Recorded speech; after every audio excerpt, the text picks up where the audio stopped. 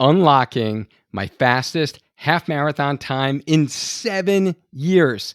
Last Saturday, I shaved off 4 minutes off my half marathon plateau that I have been stuck at for the last 2 years and 6 attempts. In fact, I have run 19 half marathon races since I last had a half marathon time that was this fast. And to put the cherry on the top, I won this class and placed in my age group. So trying to grow as a runner is overwhelming. Like we train, we put the work in, but sometimes we don't get the result that we put in. Trust me, I feel you. I have been there quite literally. I have been there the past 7 years working on this now. And I just ran my fastest half marathon at age 43 than I did in my late 30s. In this episode, I am going to share with you my race recap from this week's half marathon goal race to provide some context. And I'm going to give you 5 key takeaways and lessons learned in how I broke through this plateau in my running journey so it can help you in your running journey. For those of you new to the podcast or our Spark Healthy Runner YouTube channel, I am Dr. Dwayne Scotty.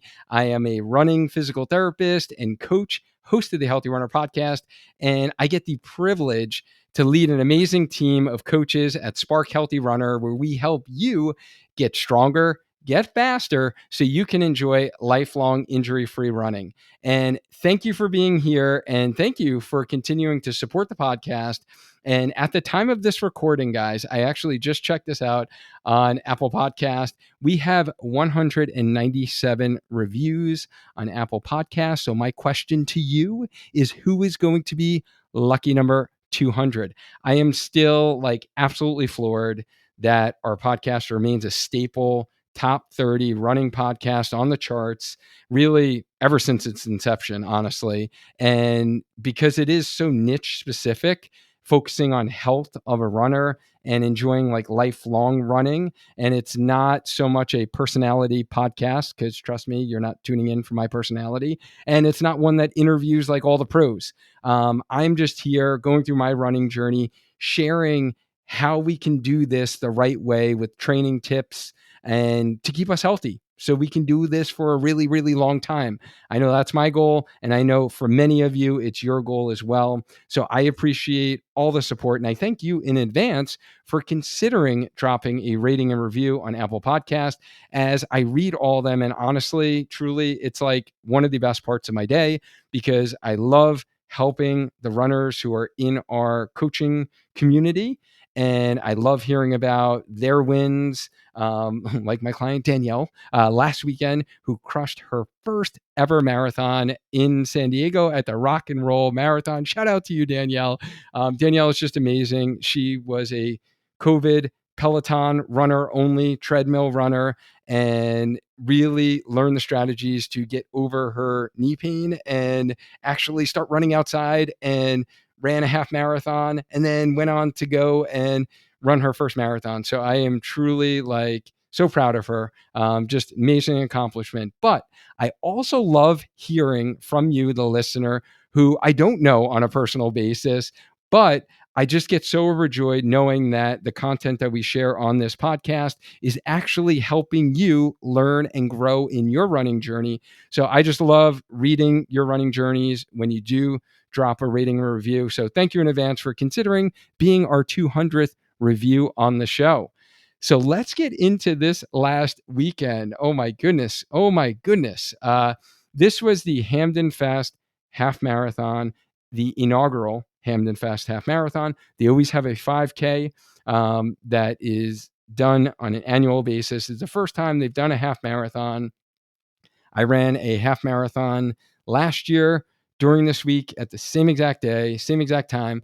But I knew when my local running community partners, champions, Multi-Sports Academy gym in Hamden, that I really originally started my practice out of and rented space for my local running community before we went to a fully virtual platform. I knew once they were kind of hosting this race, I was going to support Dawn and Clay, amazing people. So I kind of signed up for the race. I was like, this is going to be my goal race. And this was really after a long winter of base building. And it's really difficult for me to run a half marathon in April and May anymore. I always used to do one in April. And just because my girls like travel volleyball schedule, as most of you know, probably I've mentioned before on the show, both my girls do kind of high performance volleyball, travel volleyball. So we were, if you're following on social, you'll see, I was in Boston twice over the winter. We were Washington, D.C., went for a nice memorable run around all the monuments, went to Philly twice. We went to Providence. We were at Mohegan Sun here in Connecticut a bunch of times. So our weekends are totally full, really from January until May. So, honestly, like I love running and I love the aspect of like definitely the mental clearing benefits are like first and foremost now, but I also love challenging myself, right? So we can continue doing that as adults. And so I like running races. And, June is really the only time or the first time of the year that I can run a race now because I never want like my girls to be not having a father there cheering them on for their like tournament. And I'm like running a road race elsewhere. So I grew up without a dad in my life and I never want that for them. So they come first and foremost. So that's why I really need to wait to June to do my goal half marathon. So it's a long time period for me. I did a fun 5K Shamrock kind of race with my daughter in March, which was awesome. I paced her. And then I actually did run a race in Philly when I was there for one of the volleyball tournaments. Did a gift for life 10K. So great cause. And I ran that 10K in Philly. And I was really pretty proud of that effort as it was my fastest 10K since 2015. And I was really pleased to place second place in my age group, actually. It was a smaller race with a time of a 46:35 for that 10K. And really coming into this half marathon training block, my goal was to really raise the floor of my base mileage to already come into half marathon training block really at a higher mileage and more fit based on doing longer long runs, threshold work in the winter time. That was really the first time that I've done dedicated threshold work in the winter. So just doing a little bit more than easy runs, nothing too like aggressive, not like super long threshold runs, really keeping it at that 7 out of 10 effort level for those runs.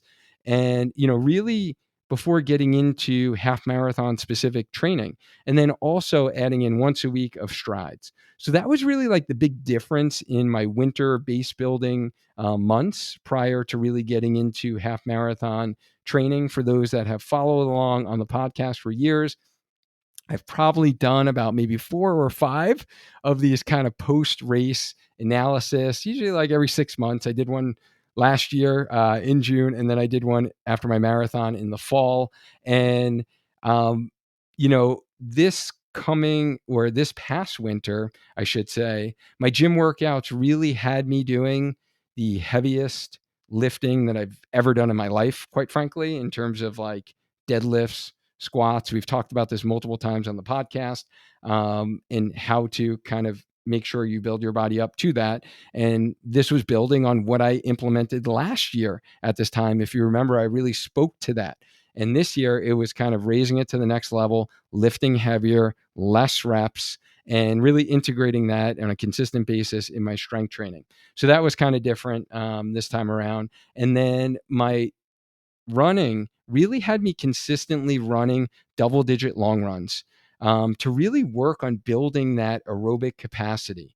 And we talked about the benefits of the long run with Coach Whitney in her episode. So if you want to learn more about how to do a long run, benefits, all that stuff, we got into a deep dive with Coach Whitney from our Spark Healthy Runner coaching team about that. And that's what I doubled down on this winter is, I really wanted to feel like running 10, running 12 was like piece of cake, like easy. It wasn't a struggle, right? So as I mentioned, I've been at this half marathon thing for a really long time now. It's like 12 years. This was number 30, 31 total like races. So not just like half marathon for fun or like running 13.1 on the weekend, like talking races and like training for a race. And I really never until last year actually even ever ran more than 12 miles. So last year, like one of the half marathon training cycles was the first time I ran a 14. And then last June's half marathon training cycle was the second time I ever ran a 14 beforehand.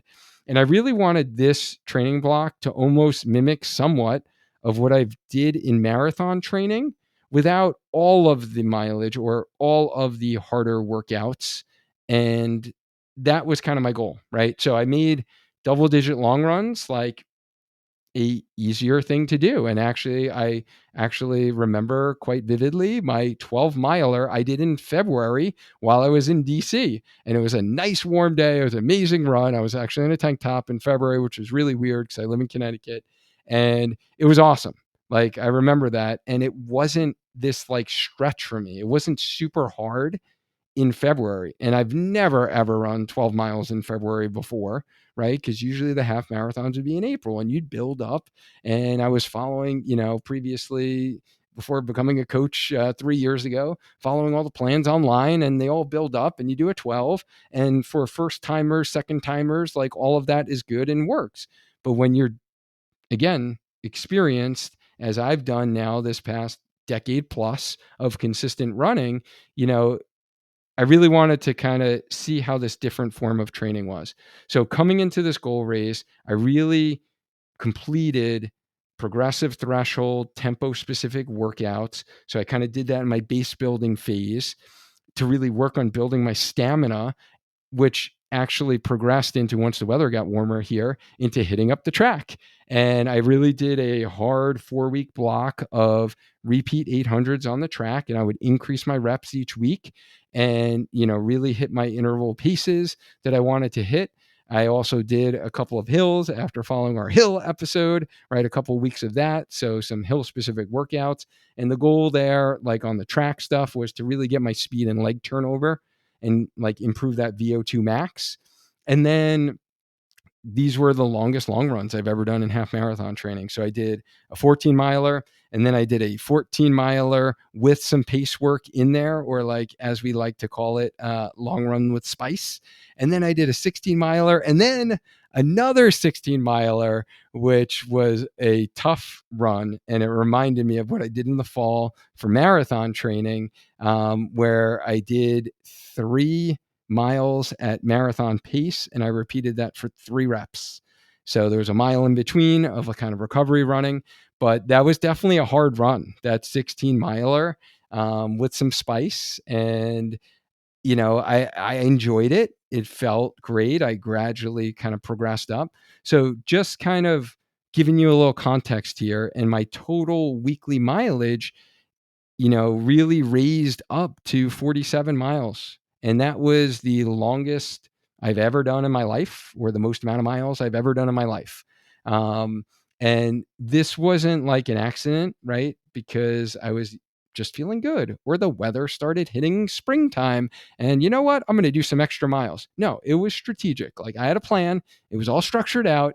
And this was really the third training cycle that I crossed that 40-mile threshold, with last May hitting 41 miles. And then in my fall marathon training, I hit 43. And now I hit 47. So I have been working methodically in the off season at elevating the floor so my ceiling can raise, right? So you guys can honestly take a look at like my Strava graphs and see the weekly mileage and like how it's graphed out and how it should be in a progressive fashion. So I just point that out because I don't want anyone to take anything I say today out of context and apply it specifically to you and your running.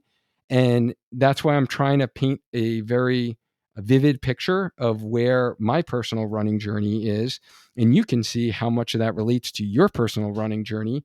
And if it really doesn't relate whatsoever, please do not try to do what I just did for your half marathon training if it's your first half marathon or second half marathon you've ever run, because you will get injured.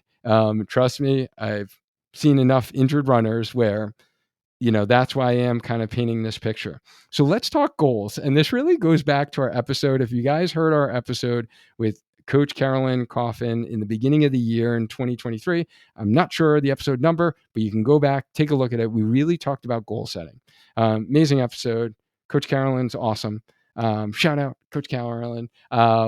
We really talked about goal setting. And for this race, my goals were pretty like specific and close together. So a lot of our runners that we work with, I usually encourage them to, you have your A, B, and C goal that Carolyn talked about. A goal is like, dream, pie in the sky, everything goes perfect, weather's perfect, you feel great, like training block has been awesome, the race conditions are perfect, right? Like that, like pie in the sky, like would be like absolutely phenomenal goal. The B goal is like something that's attainable, but you're going to be like very damn proud of. And the C goal is like, okay, it's like the third option, but you're still going to be proud that and it's usually, and this is what I encourage most of you listening to this, is like you finish the race, or for some reason you do have an injury that you've been dealing with and your pain is just so great during the race and you actually are smart enough to actually like not finish the race, right? Like you being smart, like that could actually hit your seagull, right? And not being dumb and doing something that is going to like, really leave you, especially if you have another race coming up anytime soon, right? So that was kind of the A, B, and C. So for my seagull, it was, because this has literally been the plateau I've been stuck at for 2 years now, was hitting 144. If I honestly didn't hit that with all of the consistent training, the changes that I mentioned in my training to you, in terms of mileage, in terms of what workouts I was doing, in terms of like recoverability and how much I doubled down on recovery. And by the way, I just published, if you haven't seen it yet, guys, we just came out with our ultimate recovery guide for runners. So if you haven't checked that out, go check it out on our site, learn.sparkhealthyrunner.com, to check out our recovery blueprint. But I made all those changes. So I really felt like my seagull was definitely not to finish a half marathon. Like I've done that way too many times.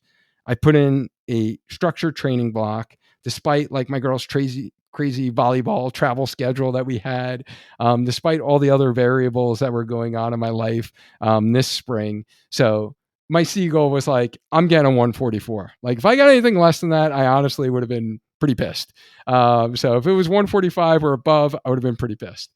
My B goal was to get sub 144. I really just wanted to get a different number. Like I've been there, like 3 literal half marathons have been that same exact time.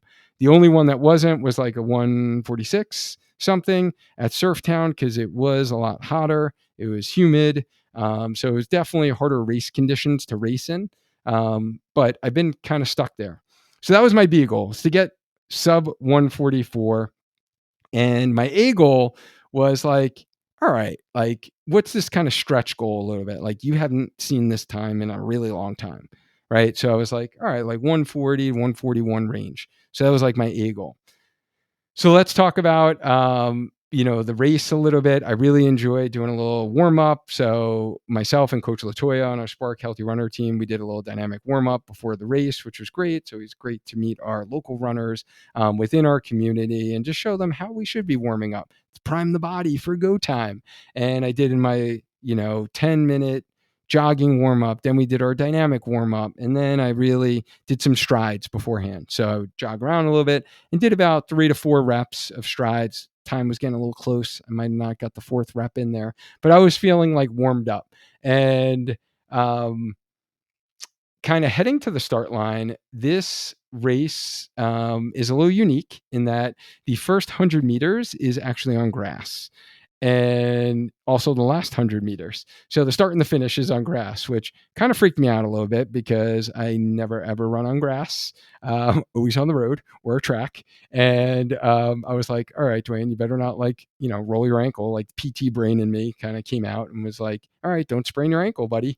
But the race begins and I was just really trying to watch my footing, stay safe for that like first part on the uneven terrain. And then we kind of run around the soccer field and it was like a sidewalk kind of path. It wasn't exactly level. It wasn't very wide. So like you couldn't run next to someone. So we were kind of, I guess, in probably a vertical alignment. And, I was just watching my stepping there, just making sure I don't take like a misstep. Like, hey, you don't want to like check yourself out of the race, a minute into the race. So at about the half mile mark, this race did go onto a paved. We have these rails to trails, right? I know many of you have them around your neighborhoods. So it's like the historic Farmington Canal Trail that we have here in Hamden, Cheshire, and kind of goes through Connecticut. And once I got on there, I was like in my comfort zone. So I probably recently shared at the podcast at some point, I think this winter, that I started working out at a new gym. And the nice thing about this gym is the trail is only a half mile away from this gym. So when I go for my runs before my strength training sessions, I hop on the trail. And I've been finding this like super relaxing. And actually, oh my goodness, I'm going to give my client, John, a shout out on the podcast live. I haven't even told him this yet, guys. We actually got into a discussion about running without music or podcast, and he was talking about how that was like beneficial for him to have a little mental clarity for his workday. I've honestly always been reluctant to ever try that. And I was like, all right, John did it. He said it was, beneficial. I've heard about it from many runners over the years, but I've never not done that. So it's something different. We don't like change as runners, right? And I've really been enjoying, like literally for 2 straight weeks, John, I've been running without music at all. And oh my goodness, it's like amazing on especially those trail runs. So I'm just like there in nature. I'm like running, there's trees all around, there's the birds chirping in the morning, and I'm just letting my mind, wander, go from thing to thing that I'm thinking about for that day, whether or not which podcast, content we have coming out, or what clients I'm seeing, right? Like things that are happening. And I've actually loved that. So thank you, John. Shout out on the podcast. But I digress. Now, getting back to the race, I'm in my comfort zone because I'm used to being around that type of setting now. I've never been one to run on the trail prior to this. We have our Cheshire Half Marathon that's also on the trail, and I've always found it boring, quite frankly. It's not stimulating. There's not a lot of things to look at, right? It's like kind of the same scenery. But I've really learned how to relax and get in that comfort zone. So my goals for the first 3 miles here in my half marathon race strategy is, and this is our Spark Healthy Runner Race Day Blueprint. If you haven't seen this blueprint, again, you can download your free copy of our race day strategy. Just go to learn.sparkhealthyrunner.com to get your race day blueprint. But first 3 miles for a half marathon, it's conservative start, consume as little energy as possible. That is the goal. And I looked down at my watch to keep it in check, to make sure I was kind of running my plan. My plan was, because like I was shooting for a goal of a 7:45 pace average. So my plan was to do 7:50 to 8-minute pace for those first 3 miles. It did take a little bit to get the breathing in sync after that slight little chaos, like running on the grass, running on the sidewalks. But I was honestly able to get my breathing in check even a little faster than like the huge races where you're still dodging people for like the first 2 to 3 miles, right? You get some slower runners, there's like a lot of people around you. I did feel like I was able to kind of get in a rhythm and relax a little bit earlier than most of the big races. So mile 1 clicked off with 7:58. Mile 2, 8 minutes flat. Mile 3, 7:53. So first part of the race, that was the only thing I was thinking about when that race started, was complete. I met my goal, and now I was in control. My breathing was down. I felt relaxed. I wasn't going out too fast. So, this was like huge because this was, again, mission complete for the first part of the race. So now I want to introduce you to Ella. So the first part of the race was complete. I got in control, and now it was time to pick up the pace. And my goal pace, as I said, was 7:45. So now I needed to start surging a bit to kind of pick up my pace and get in that groove. And it was great on the course, I actually saw some former patients of mine when I used to treat here locally, and they were volunteering at the water stand. So it was nice to be like, "Hey, Lisa. Hey, Gina. What's going on? Can I have water?" We didn't want electrolytes at that point, right? So I just wanted some water. That was great. It was nice to see friendly faces, and I took my first UCAN gel at that pretty much 4.5 mile mark. I did fuel beforehand, right before 20 minutes before, and I did have my meal 2.5 hours before my race. So I was well fueled. The music was starting to change, and strategically in my playlist, I did have really more calming music to start the race because I knew the goal was to kind of keep it in check. Don't get too pumped up, Dwayne. And I picked up the pace a little bit, and I noticed someone like running in front of me, and it appeared she was like running my pace. So I was like, hey, let's like hang with her. So she looked over her shoulder a couple times and probably was like, what is this dude doing? Like, why is he like running, close to me? Like, there's plenty of room on the trail here. Like, it's not like this was a packed race, guys. This is the first time they've ever done this race, right? We're not talking huge numbers by any means. And once we, got going, like things spread out. Right. So, she's probably like, what is this dude doing? But she like mentioned something to me. She said something to me, and I like talked back, and we got in a conversation. And yeah, I learned a lot about Ella. She goes to Harvard. She lived around this region, and she used to do cross country, and was like a high school track athlete. And we talked about where she's going to like grad school after Harvard. And these middle miles with Ella like flew by, guys. And I really think this was instrumental in keeping me honest with my pacing during these middle miles, because I have tended to drift off in previous races. And this happened to me last June in that half marathon I did, when I kind of went back and looked at my paces. The first part, nailed it. Second part, in these middle miles, really miles 4 to 10, really, we look at for a half marathon, I did notice that I drifted off, and I didn't necessarily feel like I was drifting off.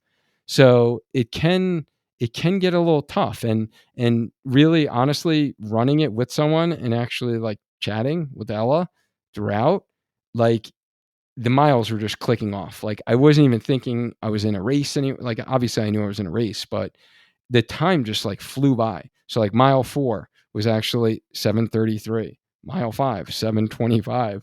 So I was going a little fast. So I was trying to slow it down a little bit. I don't want to burn out a little too quick here. My goal was 7:45, right? So then mile 6, 7:45. Mile 7, 7:41. Mile 8, 7:32. Mile 9, 7:41. And I wasn't able to like have a full blown conversation by any means, because I was going at race pace, my half marathon race pace.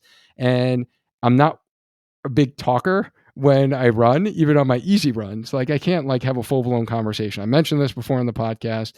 You females, you guys are like incredible with this stuff. However, my coordination, my breathing just does not, it's not impressive by any means. But I was quite impressed. I was actually able to talk to Ella during a race, and I think it was because I was so relaxed and I got in control early on, and I got my breathing down. And this was like instrumental in having me not exert too much energy. So really, Ella like helped me tremendously. Like also get out of my own head, honestly. Right. And it was like a nice distraction. So I'm wondering, like, as you're listening to this, I've never done this before at a race. Like I've seen people who've like recognized me at kind of races, and they say, hi, oh, I listened to the podcast. Hey, what's going on? Like we say like, a quick, hey, but like that's it. I've never like literally like had a conversation with someone during a race. Like, have you guys done this before?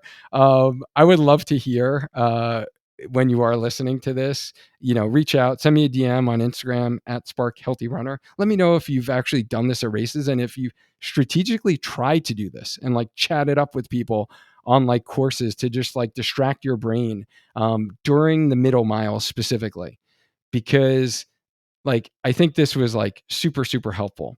And so now we're getting to the point where the middle miles, goal met, complete. I didn't drift off. I maintained, and I even did a little better than like what my goal pace was, right? And I didn't exert a lot of energy with it. And as Chris McClung said in episode 173 on the Healthy Runner podcast, that we need to get in a rhythm and stay relaxed at race pace. And Chris, you're probably not going to listen to this, but if you did, I would say you'd be proud of me, because I even tried, and I've been trying this strategy to really relax the muscles and even try to get in that flow and that rhythm. And I was able to close my eyes for a little bit longer and try to really do that moving meditation to really relax each muscle group as I was going at race pace, just so I was conserving energy. And at this time, and we talked about, this was the mantra episode and the mental strategies for races, episode 173. My rhythm mantra at this time was just smile and breathe. I was smiling at everyone I passed on that trail. I was smiling at every water stop. I was thanking all the volunteers. But now the race was about to begin, right? So this is where the race begins. And I knew it. I knew it was coming. And I told Ella, I said, Ella, like, hey, you're doing a great job at keeping me honest during these middle miles. But you know what? Like, I'm really looking to kind of, start this race at mile 10. And the tricky part about this race and how it went kind of out and back on the trail and where the water stops were, there was like every 2.5 miles, the water stops were. But because how it went out and back, I wound up having a water stop at about, I would say, around the 9 mile mark. And I was ready for my gel like at 8.5. But there was no water stop, right? So I had to kind of wait for the water stop so I can have, be able to swish down my fuel so all of it can absorb. And so I had to wait a little bit longer for that gel. And then on the way back, I knew that same water stop was going to be my last water stop. So I wound up having my second and third gel probably a little closer than ideally would have liked. I would have, liked to have them spread apart a little bit more. So that was kind of like the only weird thing, but I got my fuel in still, and I made sure that I was fueling and hydrating, even though the conditions of the course weren't like ideal for when I needed it. And I was smart enough to not be stubborn and be like, Dwayne, you just don't need this last gel. Like, just go for it. It's only 2 miles. You can do that without fuel. But I knew these were going to be the hardest 2 miles of the race, right? And I've run enough half marathons where I know the importance of fueling. And I've seen the difference when you fuel properly. And Brooke talks about this all the time on the podcast, and how we need to fuel our bodies and have the carbs that give us the spark, right? So usually my go time is like after 10 miles, right? So there's 5K left of a half marathon. And, if you look at my splits, you can really see that I started this a bit early. And I think it was because Ella was like pushing the pace a little bit, quite frankly. So mile 10 was 7:27. So it was getting like fast here. And then because of that whole water stop, taking my fuel, I needed to actually stop and walk and have my fuel because I didn't know when the water stop was coming. That next mile, when it's usually go time, was actually a little slower. So it was like a 7:49. And, this was like, I did for a second, I got a little mental, like, negative thought in my mind at that point when I saw a time that was a lot slower than the last mile. And I'm like, shoot, Dwayne, this is go time. Like, this is 3 hard miles. The race has started. Like, you've earned the right to race. You like met the first goal, right? And relaxing and just conservative start. You met the second goal. You didn't lose your pace in the middle miles. And then really the next 2 miles, like, I basically said my goodbyes to Ella, and I was like, all right, I'm just going to like go from here. I'm going to push. I'm going to start to chase down some people. So this is where I started going fishing and, seeing the guy in front of me, and I'm trying to attract, he's a magnet. I'm like attracted to that magnet, right? So I'm going to catch him, right? And this point, when the going gets tough, it's like, you got to start just picking people off. That's the strategy. Start chasing them down. And, I caught up to this one dude, and I remember saying to him, like, come on, man, like, we got this, only 2 miles to push. And that next mile, mile 12, 7:20. So then the music playlist I created that morning was like perfect placement of the pump up songs. that would get me going. And it might be different for you, but it was just what I needed. And you can actually, if you want to see the songs, I actually created it on Spotify, so it's public. You can search it. Half Marathon Spark 2023 is what I labeled it, and you can see the playlist that I created. And if you want to give it a try and have some or want some ideas for songs for your race, you might be able to save them into your playlist to give you some ideas. But at this point, I was like, all right, Dwayne, 1 mile left. This is it. It's like go time. And this is when the breathing really started getting heavy. I'm starting to make some weird sounds coming out. It's like, people are looking around as I'm coming, and, but I'm still feeling strong.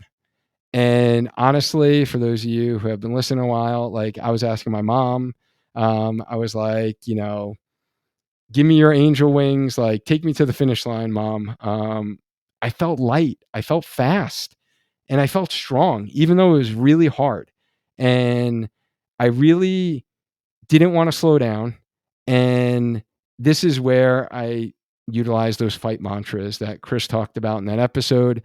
And my fight mantra was like, stay strong, stay fast. And I just had it to the pace of each foot as I was going. Stay strong, stay fast, stay strong, stay fast. And I was really pushing that fight mantra, honestly, for the last half mile, because I felt so strong and light even during go time in those last like 2 miles. And, that last half mile was definitely in, entering the pain cave, so to speak. But mile 13, 7:20. So I see the finish line, and it's setting in that like I'm not only going to meet my goal, but I'm like going to surpass it by minutes. And I give a nice Scotty Strong flex to the photographer, of course, because I'm like flying on cloud 9 now. I like raise my arms up like I just won the Boston Marathon. Like, who does that? I don't know. Maybe you do, but you would have thought I did, because I was just honestly feeling so strong and confident, and I didn't mind like running on the grass that I thought like initially I would. I didn't even notice it was grass, honestly. As I passed the finish line, 1:40:23 on the clock. So shaved off 4 minutes off my time. And you want to know what is better than 1:40:23? 24 seconds faster. And that was my immediate primitive runner brain went there for like a second, but I'm wiser and I'm an experienced runner. And luckily the wiser brain took over, and I finally broke through that 144 barrier that I've been stuck at for the last 2 years, which is 4 half marathons. And this is my fastest half marathon in 7 years. Like, that's huge. And if you guys have been at this for a while, like I have, like I said, 31 half marathons. The last time I ran a half marathon faster, it was 2016. And if you even said the word pandemic, I would have thought you were like reading some comic book or something. Right? I was like still in my mid 30s. I was 36. I was still writing my dissertation for my PhD at that time. I hadn't even started my business yet as an entrepreneur. This podcast wasn't even thought of by any means. And so much has changed in these last 7 years. And I'm now 43 years old and faster than I was in my late 30s, which really makes road race number 70 for me in my 12-year running journey that much sweeter. So half marathon number 31 will be one to remember for a really long time. And it's really been the culmination of a full 6 months of consistent 4:30 a.m. wake ups and implementing all that I preach on this platform and all the things that I'm sharing with you, whether it's from my own knowledge or experts we bring on the show. I'm not only like spouting stuff that I'm just reading somewhere and I don't do it myself, right? Like, I'm implementing what I've been practicing. I've been practicing what I've been preaching, right? And how I want to break this down, and I'm sorry for the really long race recap, by the way. I did not plan on going to that much detail, but hopefully some of that was helpful for you in hearing my race recap and like what was going on in my head, what were the strategies I was employing. But I really want to kind of summarize this in 5 key points or lessons learned from this past spring half marathon training cycle. Number 1, building mileage must come slowly and progressively. I see it way too many times that people hear that faster half marathons, there's my air quotes there, faster half marathoners are doing 40 something miles a week. They're doing 50 something miles per week. Or you hear the pros doing 80 something miles per week. If you're not anywhere close to that, you should never be anywhere close to that, right? Like our bodies need time to adapt to the demands of running. So again, I share my story with you to give you perspective, right? My 3rd time going over the 40 threshold. Now I've only done over the 40 in this training block. I had 3 weeks that I was over the 40 miles. In the fall training block, I had 2 weeks. Last year, I had 1 week over the 40, right? So you see this slow progression. And my goal, hopefully, for this fall marathon cycle, maybe I could hit 50. It's only 3 miles away, and 50, it's like a big number, right? So we'll see if my coach agrees to hit the 50 mile per week mark. But we need to build this mileage slowly and progressively. Point number 2, think in 6-month blocks or years, and not in days and weeks when evaluating your progress in your running journey. I see it all too often. I see many people running way too many races, trying to race way too many races, right? I just gave you the example. It's been literally 6 months since I ran my last half marathon in November. And then the half marathon I ran before that was September as a tune-up before my marathon, right? So you have to, at minimum, have 4 months in between races if you're racing them. If you're doing it for fun, if you're doing it with a friend who is a lot slower pace, like me, I mentioned my 5K, right? My daughter runs at pretty much, it was like my easy effort. So that wasn't a race for me. That's okay. But I see too many runners getting frustrated that they're not getting faster, but they're racing way too much and they're focusing on like these smaller weekly, they're not getting faster. Like this stuff takes time. So think in 6-month training blocks and years, not days and weeks, if you're looking to do this for longevity and the long run like I am. 3rd point, balance in the hard running. So for me, that was my 7 reps of 800 mile repeats on the track and my long runs with spice or those pace miles I was telling you about. You got to balance that with slow and easy running on the other days. Do you know how many runs I went on in the 10 to 11 minute mile pace range?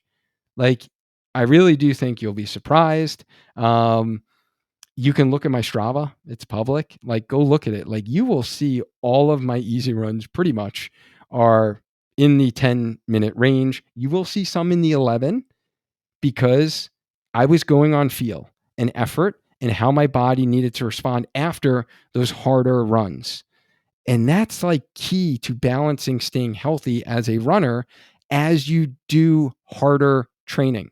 And as you go to the next level in your training, like I just did during this last half marathon training block. 4th point, strength training keeps your body healthy and strong to be able to tolerate the demands of running and get to that next level and milestone in your training. It's not the next super shoe. It is not, the faster workout. It is not getting your easy paced faster. That's another misconception I see a lot. Like, I don't know why people are so obsessed with getting their easy pace faster. If it happens, it happens. Like, I'm cool with that if it happens. But again, guys, I just mentioned 7 years, haven't been able to run a half marathon this fast. and I shaved off 4 minutes, like in the past 7 years out of, what did I say, 19 half marathons I've done in that 7-year period. And I'm running the slowest easy runs I've ever run in that time period. I'm more efficient as a runner. I know I am. I'm more fit. I'm able to hit tempo threshold workouts, don't feel as hard. I'm able to hit interval paces and they don't feel as hard. I'm like running them in the proper effort zones. So stop the obsession with trying to get your easy pace faster. Like, strength training is going to keep your body healthy and strong to be able to get to that next level and milestone in your training. And then fifth and final point, and this is a brand new point for me. Some of the others I've probably talked about in previous race recaps, or some variation of it. This fifth one was brand new to me.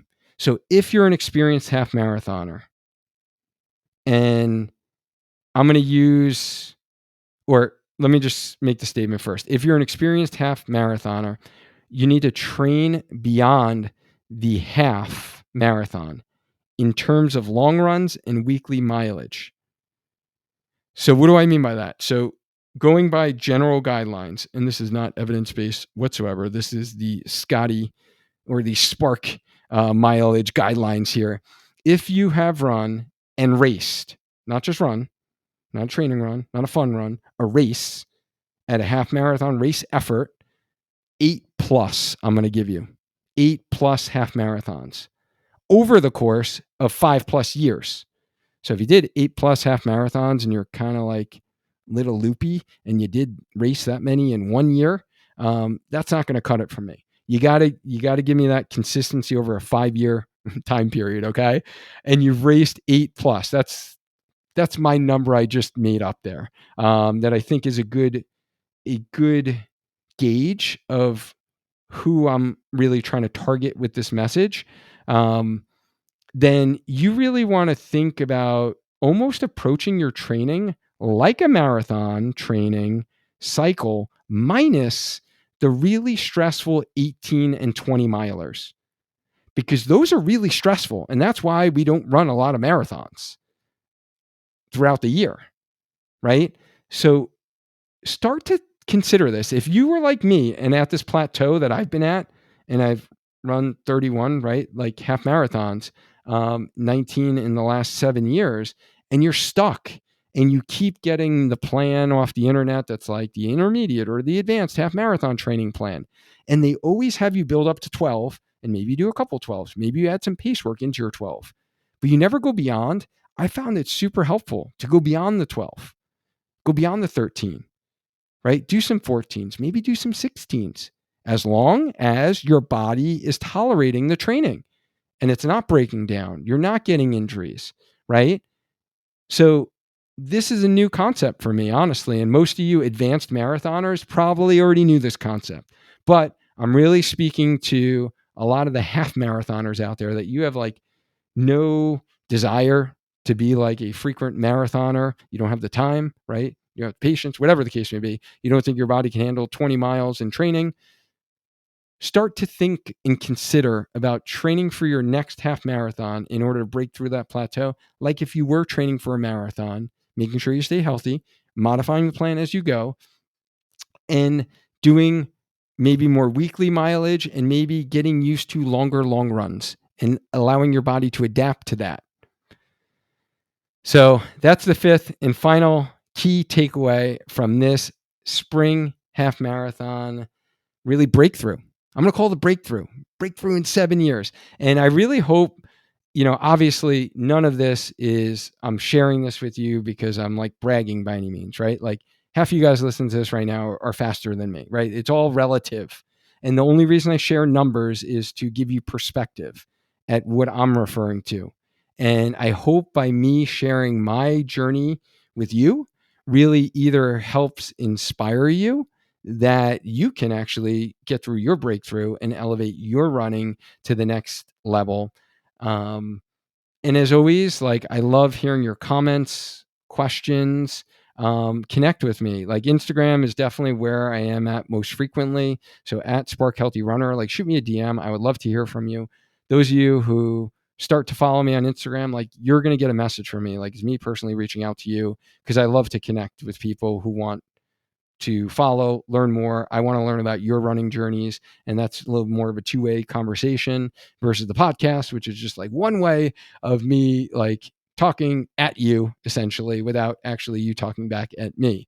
So if you have struggled to like get faster, stay healthy, get stronger, get through your half marathon breakthrough, or you want some guidance on actually your own marathon training, like, and you're new to the marathon distance and you want to maximize your training and you don't want to get injured along the way and you want to be able to do this for a long time, like I do, and all the coaches on our team, that's exactly what we specialize in our high touch point, one-on-one signature healthy runner coaching program. So within that coaching program, you have a team behind you of experts each step of the way. Myself as the running PT, we have Brooke, our registered dietitian. We have our amazing team of coaches who are just super, super knowledgeable. I joke with them all the time because I think half of them can help a lot of runners more than I know a lot of medical practitioners can, which is can be somewhat of a sad statement for me to make as a physical therapist. But if you really want to learn more about our one-on-one signature coaching program, I got a behind the scenes video tour. See if it's right for you. Like just go to learn.sparkhealthyrunner.com/coaching. If it sounds good for you and you want structure, support, and accountability, take away the guesswork, provide you clarity. What do you need to focus on? I know you're doing like 5 or 10 random exercises that you heard from different people on YouTube and you've been doing that for a while and you notice no results, right? We're going to get you to hone in, focus in, or if you know you're like your own worst enemy. And we've gotten this a lot recently. It's like, you're good at following a plan. You always follow a plan, but you never modify the plan when your body is telling you it probably should be modifying. We take the guesswork away. We modify it for you to maximize your recovery so you can feel strong and fresh for those hard workouts that you got to get in, which is going to make the difference in your training like it did for my half marathon. So I would love to chat with you. We hop on a call, see if you're a good fit. No pressure, none of that. If it's a good fit, we'll talk about what it'll be look like to have you in our community and work together. If it's not a good fit, I'm going to give you your best recommendations moving forward. Like I love connecting with any of the listeners on the podcast. I tell you guys that all the time who I hop on calls with. It's just, again, I get that two-way street. So thank you so much for listening to my journey. Hopefully it wasn't like too boring. Hopefully you'll learn something. You got it, like some golden nugget out of it that you can really take with you. And if you're watching this on our Spark Healthy Runner YouTube channel, I appreciate you guys. Don't forget, like follow the show wherever you are listening to this. Subscribe so you can get more running health tips, inspiration. If you're watching on YouTube, like hit that like button. It will just help YouTube be like, hey, this is content that maybe would be helpful for other runners. So if you do that, I appreciate it. I appreciate you guys. As always, let's maintain a strong mind, strong body, and let's just keep on running. Until next time, bye.